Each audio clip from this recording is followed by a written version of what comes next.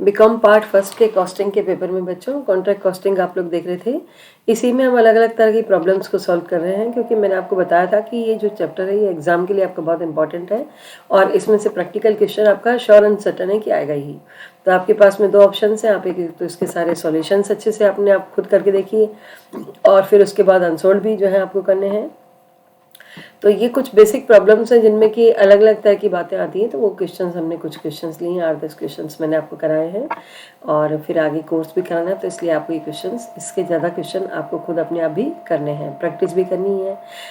Calculate profit on work certified, cost of work in progress at the year and from the following. आपसे कहा गया कि बताइए कि वर्क सर्टिफाइड पर कितना प्रॉफिट होगा और cost of work in progress क्या होगी। WIP जो हमारी आती है उसकी, जो काम अधूरे में पड़ा हो तो उसकी लागत क्या होगी। तो प्रॉफिट अगर आपको दे रखा है तो वो प्रॉफिट माइनस कर दें अगर टोटल वैल्यू में से, तो अपने पास में कॉस्ट आती है। तो ये कैसे कैलकुलेट होगी ये हम इसमें देखेंगे।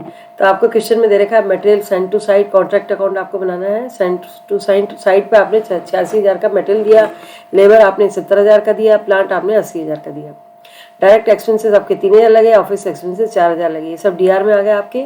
मटेरियल रिटर्न टू स्टोर को आपने वापस कर दिया 6,000 का मटेरियल, तो इसलिए वो CR साइड में आएगा। और फिर आपने कहा वर्क सर्टिफाइड 1,90,000 का दिया आपको क्वेश्चन में, और वर्क नॉट सर्टिफाइड आपको 7,700 का दिया है। Material in stock at and ₹2,000 दिया आपको, और आउटस्टैंडिंग वेजेस आपको जो है 300 रुपये दिया है। तो ये आपको दिए वेजेस में आउटस्टैंडिंग को ऐड कर दीजिए। Material in stock at and CR side में दिखाइए, वर्क सर्टिफाइड दिखाइए CR साइड में, वर्क नॉट सर्टिफाइड दिखाइए, रिटर्न टू स्टोर CR में दिखाइए, और बाकी A से E तक के आइटम आप जो है DR में दिखाएंगे। तो इस तरह से अपन जो है इसको कॉन्ट्रैक्ट अकाउंट को बनाएंगे। डेप्रिसिएशन ऑन प्लांट भी आपको दे रखा है 7,000 का। तो बच्चों मैंने आपको प्लांट को समझा था कि आपको क्या करना है, इस पर जो अकाउंट है इसमें खर्चा आने चाहिए, डेप्रिसिएशन का खर्चा आना चाहिए। तो एक रास्ता आपके पास में ये है कि कॉन्ट्रैक्ट अकाउंट के DR में सीधा टू डेप्रिसिएशन लिख दें 7,000 का, जो दिया है डेप्रिसिएशन आपको कितना दिया है 7,000 का। और दूसरा रास्ता आपके पास में ये कि 80,000 जो आपने वैल्यू लिखी है वो 80,000 अगर आप प्लांट एंड साइड DR में लिखते हैं तो 7,000 माइनस करके रिमेनिंग वैल्यू को जो है 73,000 को आपको जो है CR में दिखाना चाहिए। बात एक ही है, दोनों में से टोटल इफेक्ट आपका 7,000 का पड़ेगा इस पर। तो कॉन्ट्रैक्ट अकाउंट बनाइए आप। टू मटेरियल अकाउंट 86,000, वेजेस आपको दिया है 70,000 क्वेश्चन में। आउटस्टैंडिंग वेजेस को यहाँ पे आप ऐड करते हैं क्योंकि ये खर्चा ड्यू हो चुका है लेकिन आपने पे नहीं किया, तो इसको हम इसी साल का खर्चा मान लेते हैं। डायरेक्ट एक्सपेंसेस आपको दिए 3,000 के, प्लांट आपको दिया 80,000 का, और ऑफिस एक्सपेंसेस आपको 4,000 दिए थे। मटेरियल रिटर्न टू स्टोर 600 है, स्टॉक ऑफ मटेरियल आपका 2,000 है, और प्लांट आपका 73,000 का मैंने आपको बताया। ये वैल्यू आपने कैलकुलेट की है ना, 80,000 में से 7,000 माइनस करके। इससे आपकी कॉस्ट ऑफ कॉन्ट्रैक्ट आ जाता है कि कॉन्ट्रैक्ट की कॉस्ट कितनी है, वैल्यू कितनी बनती है, वो बनती है 1,67,700 रुपये। तो इसको आप बाय करके CR में वापस से DR में ले आए, कॉस्ट आपकी बनती है 1,67,700 की।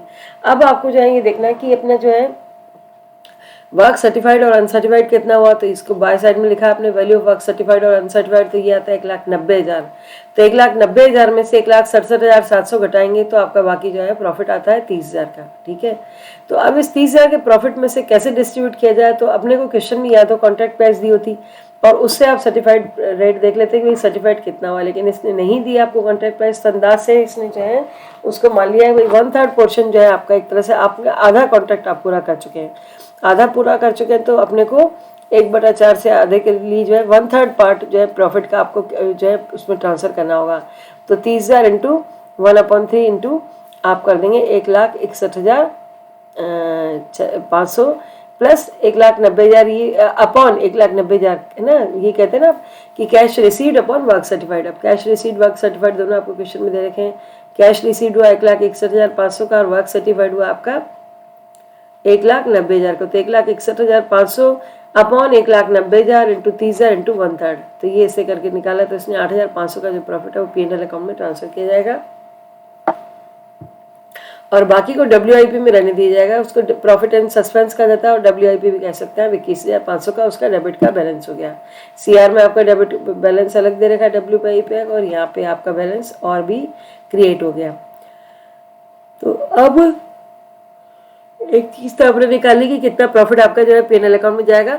दूसरा आपसे ये कह रहे हैं कि बताइए वर्क इन प्रोग्रेस जो है उसकी वैल्यू क्या है, आपको cost of work in progress क्या है। तो cost of work in progress के लिए क्या करना होगा आपको, जो वर्क सर्टिफाइड नहीं हुआ है वो 7,700 का है। साथ ही जो है अपने कॉन्ट्रैक्टर ने, उसके पास में पैसा पड़ा हुआ है नहीं, 1,90,000 में से उसने 1,61,500 ही चुका है, जबकि सर्टिफाइड वर्क तो 1,90,000 था, लेकिन फिर भी उसने आपको 1,61,500 ही दिया है, तो बाकी 28,500 जो है उसके पास पड़े हैं। तो ये भी आपका जो है माना जाएगा कि वर्क इन प्रोग्रेस है। तो इन दोनों को जोड़ लेते हैं तो 36,200 आता है। इसमें से फिर अपना WIP में डेबिट में पड़ा हुआ है तो उसको माइनस करिए, तो रिमेनिंग आपकी कॉस्ट आ जाती है। प्रॉफिट एंड सस्पेंस को माइनस करके cost in of work in progress आ जाएगी 14,700 रुपये की। इसमें जो है उसकी cost of work in progress की WIP की लागत है। तो इस प्रकार से आपको ये क्वेश्चन समझना है और खुद करके देखिए आप, और नहीं आता है तो वापस मुझसे आप जो है व्हाट्सएप ग्रुप में कांटेक्ट कर सकते हैं। धन्यवाद।